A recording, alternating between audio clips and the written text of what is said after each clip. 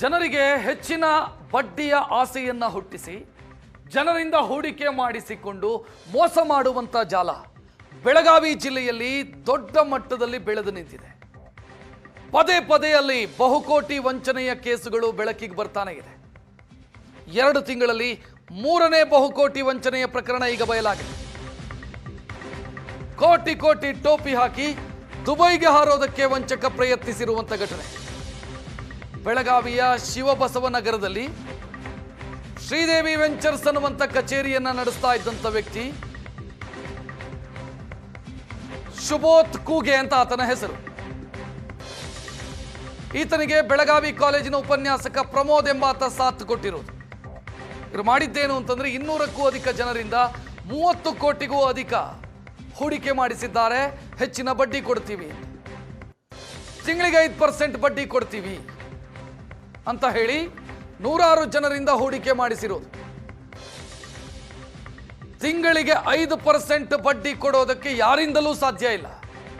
ಆದ್ರೆ ಇವರು ಹೇಳ್ತಾರೆ ನಾವು 5% ಬಡ್ಡಿ ಕೊಡ್ತೀವಿ ತಿಂಗಳಿಗೆ ಅಂತ. ನಾವು ಹೂಡಿಕೆ ಮಾಡ್ತೀವಿ, ನಿಮ್ಮ ದುಡ್ಡನ್ನು ಹೂಡಿಕೆ ಮಾಡ್ತೀವಿ, ಹೂಡಿಕೆ ಮಾಡಿದಂಥ ದುಡ್ಡಲ್ಲಿ ನಾವು ನಿಮಗೆ ರಿಟರ್ನ್ಸ್ ಕೊಡ್ತೀವಿ ಅಂತ ಹೇಳಿ 30 ಕೋಟಿಗೂ ಅಧಿಕ ವಂಚನೆ ಮಾಡಿರೋದು. ವಂಚನೆ ಮಾಡಿ ಪರಾರಿಯಾಗುವಂತ ಪ್ರಯತ್ನವನ್ನ ಮಾಡಿರೋದು, ದುಬೈಗೆ ಪರಾರಿಯಾಗುವಂತ ಪ್ರಯತ್ನವನ್ನ ಮಾಡಿರೋದು.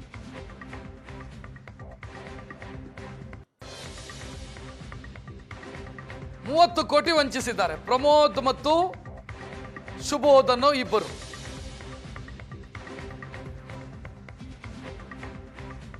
ಬೆಳಗಾವಿ ಜಿಲ್ಲೆಯಲ್ಲಿ ಪದೇ ಪದೇ ಈ ರೀತಿಯ ಘಟನೆಗಳು ಬೆಳಕಿಗೆ ಬರ್ತಾನೆ ಇದೆ.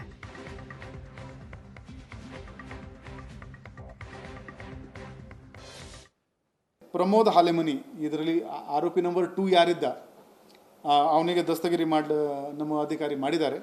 ಮತ್ತು 13 ಜುಲೈರಂದು ಈ ಸುಬೋಧ್ ಕೂಗೆ ಕೂಡ ಇದರಲ್ಲಿ ನಾವು ದಸ್ತಗಿರಿ ಮಾಡಿದ್ದೀವಿ. ಈಗ ಇವರದು ಎಲ್ಲ ಅಸೆಟ್ ಐಡೆಂಟಿಫಿಕೇಷನ್ ಮಾಡಿಕೊಂಡು ಬ್ಯಾಂಕ್ ಅಕೌಂಟ್ ಆಗಲಿ ಆಸ್ತಿ ಪಾಸ್ತಿ ಆಗಲಿ ಅದು ಎಲ್ಲ ಜಪ್ತು ಮಾಡಿಕೊಂಡು ಸುಮಾರು 250 ವಿಕ್ಟಿಮ್ಸ್ ಇದ್ದಾರೆ. ಇದರಲ್ಲಿ ಅವ್ರದ್ದು ದುಡ್ಡು ಮತ್ತು ಫ್ರಾಡ್ ಅಮೌಂಟ್ ಸುಮಾರು 25 ಕೋಟಿದು ಫ್ರಾಡ್ ಅಮೌಂಟ್ ಇದೆ ಅಂತ ಪ್ರಿಲಿಮಿನರಿ ಎಸ್ಟಿಮೇಟ್ ಇದೆ. ಫ್ರೀಸ್ ಮಾಡಿಕೊಂಡು ಈ ಬರ್ಡ್ಸ್ KPID ಆ್ಯಕ್ಟ್ನಲ್ಲಿ ಏನು ಅಥಾರಿಟಿ ಇದೆ ಅವರಿಗೆಲ್ಲ ಮಾಹಿತಿ ನೀಡ್ತೀವಿ. ಪ್ರಮೋದ್ ಹಾಲೆಮನಿ ಇದರಲ್ಲಿ ಆರೋಪಿ ನಂಬರ್ 2 ಯಾರಿದ್ದ ಅವನಿಗೆ ದಸ್ತಗಿರಿ ನಮ್ಮ ಅಧಿಕಾರಿ ಮಾಡಿದ್ದಾರೆ. ಮತ್ತು 13 ಜುಲೈರಂದು ಇದು 30 ಕೋಟಿ ವಂಚನೆಯ ಹತ್ರ 30 ಕೋಟಿ ವಂಚನೆಯ ಕೇಸು.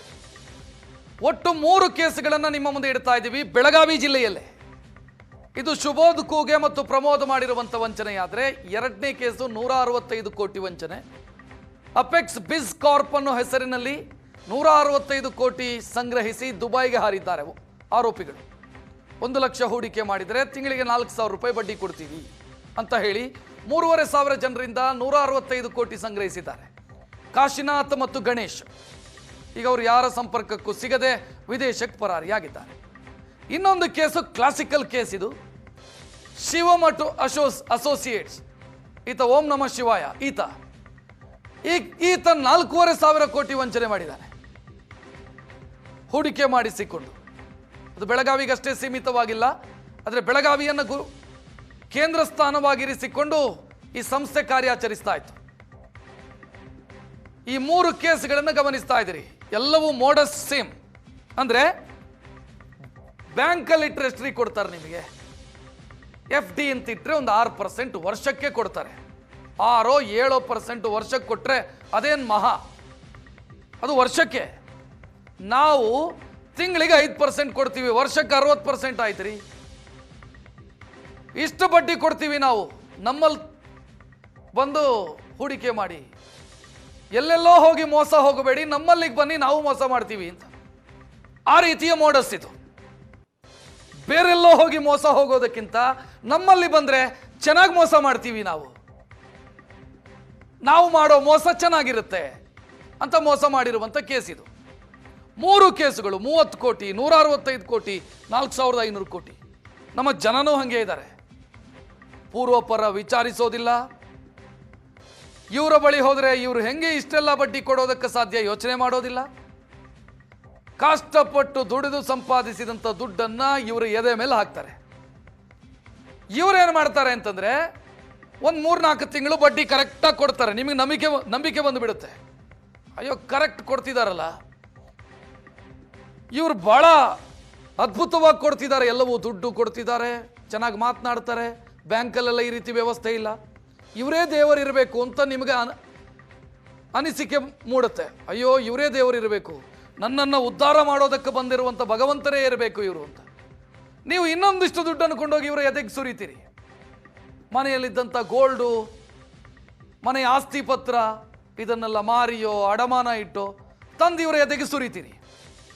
ಒನ್ ಫೈನ್ ಡೇ ಇವರು ಎಸ್ಕೇಪ್ ಆಗಿಬಿಡ್ತಾರೆ, ನಾಪತ್ತೆ ಆಗಿಬಿಡ್ತಾರೆ. ದುಬೈಗೆ ಹೋಗ್ತಾರೆ, ಇನ್ನೆಲ್ಲೋ ಹೋಗ್ತಾರೆ, ನಾಪತ್ತೆ ಆಗಿಬಿಡ್ತಾರೆ. ನೀವು ಆಕಾಶ ನೋಡಬೇಕು. ಸೊ ಬೆಳಗಾವಿಯಲ್ಲಿ ಈ ರೀತಿಯ ಘಟನೆಗಳು ಪದೇ ಪದೇ ನಡೀತಾ ಇದ್ದಾವೆ.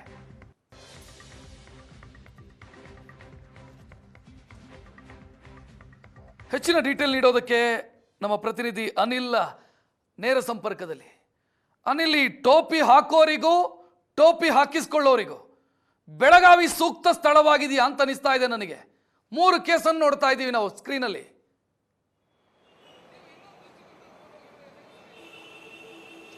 ಹೌದು ರಕ್ಷತ್, 3 ತಿಂಗಳ ಅವಧಿಯಲ್ಲಿ ಕೇವಲ 3 ಕೇಸ್ ಅಲ್ಲ, ಒಟ್ಟು ಬೆಳಗಾವಿ ಜಿಲ್ಲೆಯಲ್ಲಿ 3 ತಿಂಗಳ ಅವಧಿಯಲ್ಲಿ ಇಂಥವು 6 ಕೇಸ್ಗಳು ಈಗ ಬೆಳಕಿಗೆ ಬಂದಿರುವಂಥದ್ದು. ಆರಂಭದಲ್ಲಿ ಶಿವಮ್ ಅಸೋಸಿಯೇಟ್ ಏನು ಶಿವಾನಂದ್ ನಿಲ್ಲನ್ ಅವರಿದ್ದಾನೆ, ಆತ ವಿವಾದಾತ್ಮಕ ಹೇಳಿಕೆ ಮೂಲಕ ರಾಜ್ಯಾಂತ ಸುದ್ದಿಯಾಗಿದ್ದ. ಆತನ ಮೂಲಕ ಆರಂಭವಾದಂತಹ ಜಿಲ್ಲಾಡಳಿತದ ಈ ವಂಚನೆ ವಿರುದ್ಧ ಸಮರ ಏನಿದೆ, ಇದೀಗ 6 ಸಂಸ್ಥೆಗಳ ವಿರುದ್ಧ ದಾಳಿ ಆಗಿರುವಂಥದ್ದು. ಶಿವಮ್ ಅಸೋಸಿಯೇಟ್ ಆಗಿರ್ಬೋದು, ಆದಿತ್ಯ ರಾಜ್ ಕ್ಯಾಪಿಟಲ್ ಆಗಿರ್ಬೋದು, ಅದಾದ ಬಳಿಕ ಅಪೆಕ್ಸ್ ಇಂಡೆಕ್ಸ್ ಆಗಿತ್ತು. ಈ 3 ಕೂಡ ಸಾವಿರಾರು ಕೋಟಿ ಲೆಕ್ಕದಲ್ಲಿ ಬೆಳಗಾವಿ, ಗೋವಾ, ಮಹಾರಾಷ್ಟ್ರ ಸೇರಿದಂತೆ ಸುತ್ತಮುತ್ತಲಿನ ಜಿಲ್ಲೆ ಜನರಿಗೆ ಸಾವಿರಾರು ಕೋಟಿ ಲೆಕ್ಕದಲ್ಲಿ ವಂಚನೆ ಮಾಡಿದ್ರು. ಇದಾದ ಬಳಿಕ ಈಗ ಗೃಹವರ್ಧನ್ ಹಾಗೂ ಇನ್ನು ಸಿಟಿ ಇಂಡೆಕ್ಸ್ ಮೇಲೂ ಕೂಡ ಈಗ ದಾಳಿಯನ್ನ ನಿನ್ನೆಯಿಂದ ಕೂಡ ಬೆಳಗಾವಿ ಜಿಲ್ಲಾಧಿಕಾರಿ ಮೊಹಮ್ಮದ್ ರೋಷನ್ ಸೂಚನೆ ಮೇರೆಗೆ AC ಶ್ರವಣ್ ಕುಮಾರ್ ನೇತೃತ್ವದಲ್ಲಿ ಸಹಕಾರಿ ಇಲಾಖೆ ಹಾಗೂ ಪೊಲೀಸರ ನೇತೃತ್ವದಲ್ಲಿ ಈಗ ದಾಳಿ ಮುಂದುವರೆದಿರುವಂಥ ಇಲ್ಲೂ ಕೂಡ ನೂರಾರು ಕೋಟಿ ರೂಪಾಯಿ ವಂಚನೆ ಆಗಿರುವಂಥದ್ದು. ಈಗಾಗಲೇ ಈ ಎಲ್ಲಾ ಪ್ರಕರಣಗಳು CID ವಿಚಾರಣೆ ಹಂತದಲ್ಲಿರುವ 3 ಪ್ರಕರಣಗಳು ಈಗಾಗಲೇ ಏನು ದಾಳಿ ಆಗಿದ್ದಾವೆ ಎಲ್ಲವೂ ಕೂಡ CID ಹಂತದಲ್ಲಿ ವಿಚಾರಣೆ ಇರುವಂಥದ್ದು. ಇನ್ನು ಉಳಿದ 3 ಪ್ರಕರಣಗಳನ್ನು ಕೂಡ CID ಹಸ್ತಾಂತರ ಮಾಡೋಕ್ಕೆ ಬೆಳಗಾವಿ ಪೊಲೀಸರು ನಿರ್ಧಾರ ಮಾಡಿರುವಂಥದ್ದು. ಈಗಾಗಲೇ ಏನು ಬೇಗ ಶ್ರೀಮಂತರಾಗಬೇಕು ಹಾಗೂ ಅನ್ನೋ ಒಂದೇ ಕಾರಣಕ್ಕೆ ಹೆಚ್ಚಿನ ಬಡ್ಡಿ ಆಮಿಷ ಒಡ್ಡತಕ್ಕಂಥ ಇಂಥ ಸಂಸ್ಥೆಗಳಿಗೆ ಕೇವಲ ಲಕ್ಷ ಲೆಕ್ಕದಲ್ಲಿ ಹೂಡಿಕೆ ಮಾಡಿಲ್ಲ, ಕೋಟ್ಯಾಂತರ ರೂಪಾಯಿ ಲೆಕ್ಕದಲ್ಲಿ ಹೂಡಿಕೆಯನ್ನು ಮಾಡಿರುವಂಥದ್ದು. ಒಬ್ಬೊಬ್ಬರು 30 ಲಕ್ಷ 40 ಲಕ್ಷ ರೂಪಾಯಿಯಷ್ಟು ಹೂಡಿಕೆಯನ್ನು ಮಾಡಿರುವಂಥದ್ದು. ಈಗ ನಮಗೆ ಹೂಡಿಕೆ ಮಾಡಿರ್ತಕ್ಕಂಥ ಹಣವನ್ನು ವಸೂಲಿ ಮಾಡಿಕೊಡಿ ಅಂತೇಳಿ ಜಿಲ್ಲಾಧಿಕಾರಿಗಳ ಮೊರೆ ಹೋಗುವುದು ಕೂಡ ಈಗ ಸಾಮಾನ್ಯವಾಗ್ತಿರುವಂಥದ್ದು. ಈಗಾಗಲೇ CID DIG ಭೀಮಾಶಂಕರ್ ಗುಳೇದ್ ನೇತೃತ್ವದಲ್ಲಿ ಎಲ್ಲಾ ಪ್ರಕರಣಗಳು ಕೂಡ ಈಗ ತನಿಖೆಯನ್ನು ನಡೀತಿರುವಂಥದ್ದು. ನಿನ್ನೆ ಅಷ್ಟೇ ಮತ್ತೆ ಸಾರ್ವಜನಿಕರಿಂದಲೇ ದೂರು ದಾಖಲಾಗಿತ್ತು. ಒಂದು ಪ್ರಕರಣ ಏನಂತಂದ್ರೆ ಅದು ಶ್ರೀದೇವಿ ವೆಂಚರ್ಸ್ ಅಂತೇಳಿ ಏನು ಬೆಳಗಾವಿ ಶಿವಬಸವ ನಗರದಲ್ಲಿತ್ತು, ಆತ ಕೂಡ 30 ಕೋಟಿಗೂ ಅಧಿಕ ವಂಚನೆ ಮಾಡಿದ. ಈ ಸಂಪರ್ಕ ದೂರು ದಾಖಲಾದ ಹಿನ್ನೆಲೆಯಲ್ಲಿ ಮಂಗಳೂರಿನಿಂದ ಆತ ದುಬೈಗೆ ಹೋಗೋಕೆ ಪ್ಲಾನ್ ಅನ್ನು ಹಾಕೊಂಡಿದ್ದ. ಈ ವಂಚನೆ ಕೇಸ್ಗೆ ಸರ್ಕಾರಿ ಕಾಲೇಜಿನ ಉಪನ್ಯಾಸಕ ಕೂಡ ಸಾಥ್ ಕೊಟ್ಟಿದ್ದ, ಬೆಳಗಾವಿ ಸರ್ದಾರ್ ಕಾಲೇಜಿನ ಉಪನ್ಯಾಸಕ ಕೂಡ ಸಾಥ್ ಕೊಟ್ಟಿದ್ದ. ಆತ ಮೊದಲೇ ಅರೆಸ್ಟ್ ಆಗಿದೆ. ಈಗ ಕೂಗೆ ಏನು ಪ್ರಶೋಭ್ ಕೂಗೆ ಇದ್ದಾನೆ, ಆತನ ಮಂಗಳೂರು ಮೂಲಕ ಕೋರ್ಟ್ ನೋಟಿಸ್ ಹಿನ್ನೆಲೆಯಲ್ಲಿ ಬೆಳಗಾವಿ ಮಾಳ್ಮಾಸ್ತಿ ಠಾಣೆ ಪೊಲೀಸರು ಆತನನ್ನ ಅನಿಲ್ ತಿಂಗಳಿಗೆ 5% ಅಂತಂದ್ರೆ ವರ್ಷಕ್ಕೆ 60% ಆಯಿತು. ಇಷ್ಟು ದೊಡ್ಡ ಮಟ್ಟದಲ್ಲಿ ನಾನು ಬಡ್ಡಿ ಕೊಡ್ತೀನಿ ಅಂತ ಒಬ್ಬ ವ್ಯಕ್ತಿ ವ್ಯವಹಾರ ಮಾಡ್ತಿದ್ದಾನೆ ಅಂತಂದ್ರೆ ತನ್ನ ಲಿಮಿಟ್ಸಲ್ಲಿ ಪೊಲೀಸರಿಗೆ ಅದು ಗೊತ್ತೇ ಆಗೋದಿಲ್ಲ, ಸಂಬಂಧಪಟ್ಟ ಇಲಾಖೆ ಗೊತ್ತೇ ಆಗೋದಿಲ್ಲ.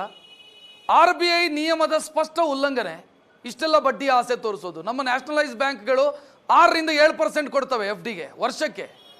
ನಾನು ತಿಂಗಳಿಗೆ 5% ಕೊಡ್ತೀನಿ, ಇದು ಯಾವ ಗಮನಕ್ಕೂ ಬರೋದಿಲ್ಲ. ಭಾಳ ಅನುಮಾನಕಾರಿಯಾಗಿ ಬಿಸ್ನೆಸ್ ಮಾಡ್ತಾ ಇದ್ದಾರೆ, ಯಾರ ಗಮನಕ್ಕೂ ಬರೋದಿಲ್ಲ. ನನಗೆ ವಿಚಿತ್ರ ಅನಿಸ್ತಾ ಇದೆ, ಗಮನಕ್ಕೆ ಬರೋದಿಲ್ವಾ? ಬಂದರೂ ಸುಮ್ಮನೆ ಕೂತಿದ್ರಾ?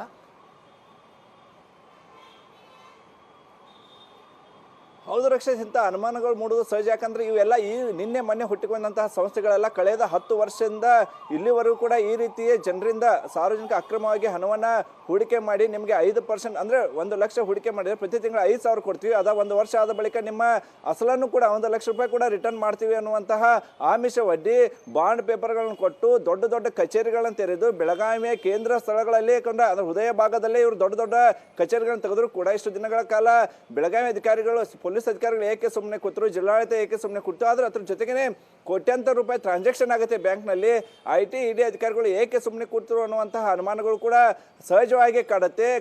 ಕಳೆದ 10 ವರ್ಷಗಳಿಂದ ಈ ರೀತಿಯ ಬಿಸ್ನೆಸ್ಗಳನ್ನು ಮಾಡ್ಕೋತಾ ಬಂದಿದ್ರು. ಆದರೆ ಶಿವಮ್ ಅಸೋಸಿಯೇಟ್ನ ಶಿವಾನಂದ್ ನಿಲನ್ ಅವರು ಯಾವಾಗ ವಿವಾದಾತ್ಮಕ ಹೇಳಿಕೆ ಮೂಲಕ ಸುದ್ದಿ ಅದಾದ ಬಳಿಕ ಎಚ್ಚೆತ್ತುಕೊಂಡಂತಹ ಜಿಲ್ಲಾಡಳಿತ ಇಂಥ ಅಕ್ರಮವಾಗಿ ಅನಧಿಕೃತವಾಗಿ RBI ಗೈಡೆನ್ಸ್ ಅನ್ನ ಉಲ್ಲಂಘಿಸಿ ಹಣವನ್ನ ಸಂಗ್ರಹಿಸತಕ್ಕಂತಹ ಎಲ್ಲ ಸಂಸ್ಥೆಗಳ ಮೇಲೆ ಈಗ ದಾಳಿಯನ್ನ ಮಾಡ್ತಿರುವಂಥದ್ದು. ಯಾಕಂತಂದ್ರೆ ಇವರೆಲ್ಲರೂ ಕೂಡ ಈಗ ಹೇಳ್ತಿರುವಂಥದ್ದು ಪೊಲೀಸರು ಎದುರು, ನಾವು ಶೇರ್ ಮಾರ್ಕೆಟಲ್ಲಿ ಹಣವನ್ನು ಹೂಡಿಕೆ ಮಾಡಿ ಕಳ್ಕೊಂಡಿದ್ದೀವಿ, ಹೀಗಾಗಿ ಹೂಡಿಕೆದಾರರಿಗೆ ಹಣವನ್ನು ವಾಪಸ್ ಕೊಡೋಕ್ಕೆ ಸಾಧ್ಯವಿಲ್ಲ ಅನ್ನುವಂತಹ ಮಾಹಿತಿಯನ್ನು ಈಗ ತನಿಖಾಧಿಕಾರಿಗಳು ಎದುರು ಹೇಳಿರುವಂಥದ್ದು. ಹೀಗಾಗಿ ಕೋಟ್ಯಾಂತರ ಸಾವಿರಾರು ಕೋಟಿ ಲೆಕ್ಕದಲ್ಲಿ ಹೂಡಿಕೆ ಮಾಡಿರ್ತಕ್ಕಂತಹ ಹೂಡಿಕೆದಾರರು ಈಗ ಸಾಕಷ್ಟು ಏನು ಆತಂಕಕ್ಕೂ ಕೂಡ ಒಳಗಾಗಿರುವಂಥದ್ದು. ಅದ್ರ ಜೊತೆಗೇನೆ ಇಷ್ಟು ದಿನಗಳ ಕಾಲ ಗೊತ್ತಿದ್ದು ಸುಮ್ಮನೆ ಇದ್ರು ಅಥವಾ ಗೊತ್ತೇ ಆಗಿರ್ಲಿಲ್ಲ ಅನ್ನುವಂಥದ್ದು ಕೂಡ ಸಹಜವಾಗಿ ಹೇಳ್ತಕ್ಕಂಥ ಪ್ರಶ್ನೆ. ಯಾಕಂತಂದ್ರೆ ಬೆಳಗಾವಿ ನೋಡಿ, ಭಾಗ್ಯನಗರ ಆಗಿರ್ಬೋದು, ತಿಳಕವಾಡಿ ಆಗಿರ್ಬೋದು, ಶಿವಬಸವನಗರ ಆಗಿರ್ಬೋದು, ಎಲ್ಲವೂ ಕೂಡ ಬೆಳಗಾವಿಯಲ್ಲಿ ಹಿರಿಯ ಅಧಿಕಾರಿಗಳು ವಾಸವಾಗಿರ್ತಕ್ಕಂಥ ನಿಮ್ಮ ಪ್ರದೇಶಗಳು.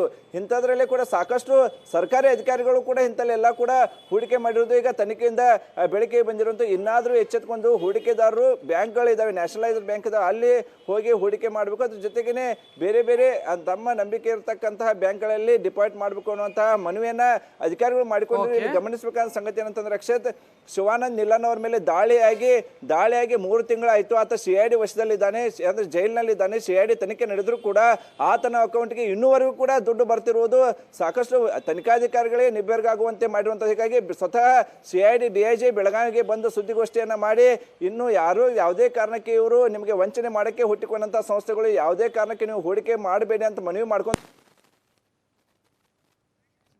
ಎಸ್ ಅನಿಲ್, ಥ್ಯಾಂಕ್ ಯು ಮಾಹಿತಿಗೆ.